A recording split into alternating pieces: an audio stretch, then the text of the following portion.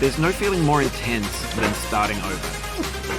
If you deleted your homework the day before it was due, as I have, or if you left your wallet at home and you have to go back after spending an hour in the commute. If you won some money at the casino and you put all your winnings on red but it came up flat. If you got your best shirt dry cleaned before a wedding and then immediately dropped food on it. If you won an argument with a friend and then later discovered that they just returned to their original view. Starting over is harder than starting up. If you're not ready for that, like if you've already had a bad day, then what you're about to go through might be too much. Feel free to go away and come back. I'll be here.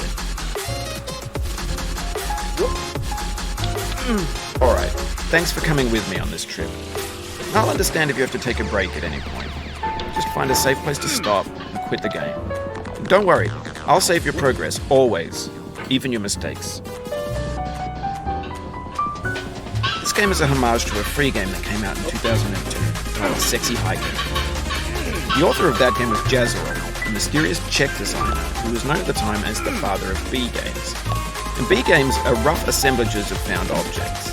Designers slap them together very quickly and freely, and they're often too rough and unfriendly to gain much of a following.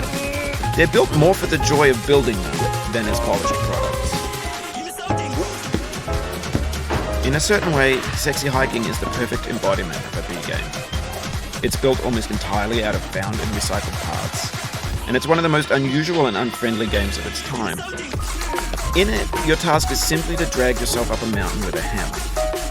And that act of climbing, in the digital world or in real life, has certain essential properties that give the game its flavor. No amount of forward progress is guaranteed. Some cliffs are too sheer or too slippery, and the player is constantly, unremittingly in danger of falling and losing everything.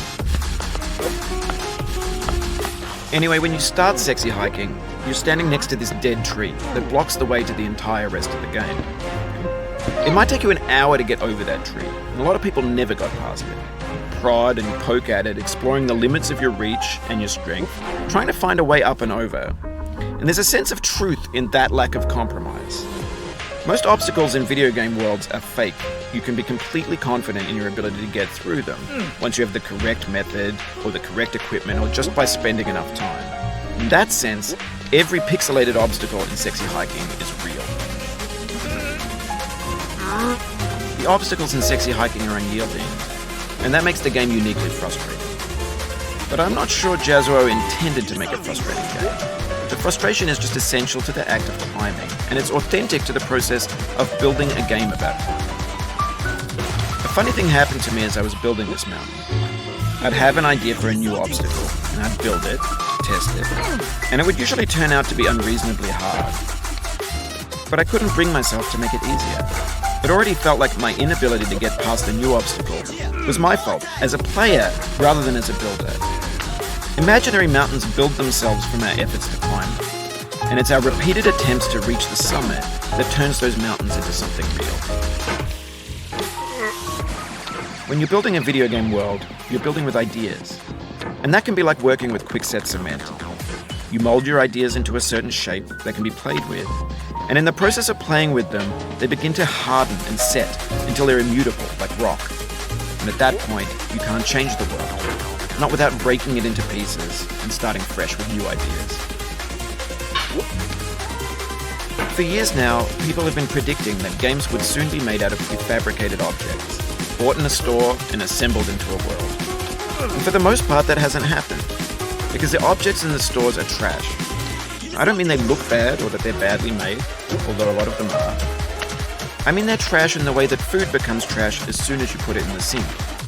Things are made to be consumed and used in a certain context, and once the moment is gone, they transform into garbage.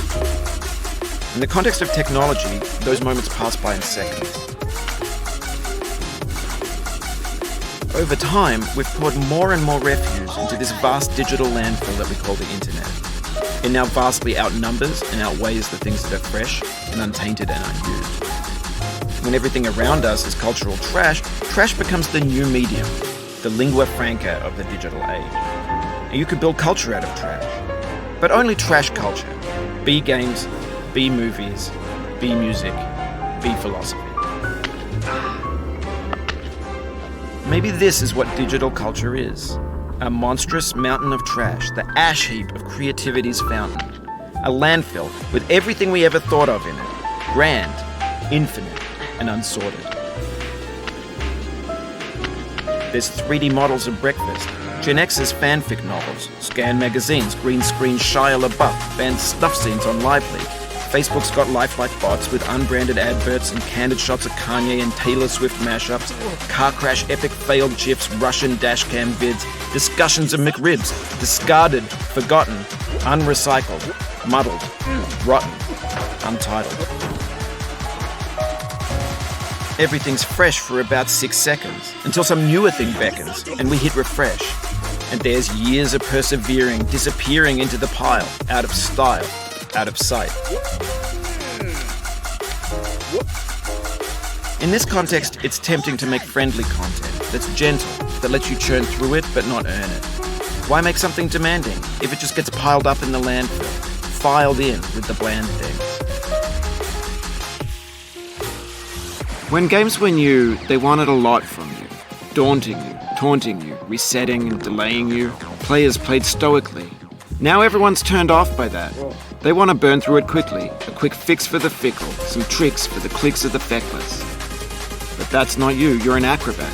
You could swallow a baseball bat. Now I know, most likely you're watching this on YouTube or Twitch, while some dude with 10 million views does it for you. Like a baby bird being fed chewed up food. That's culture too.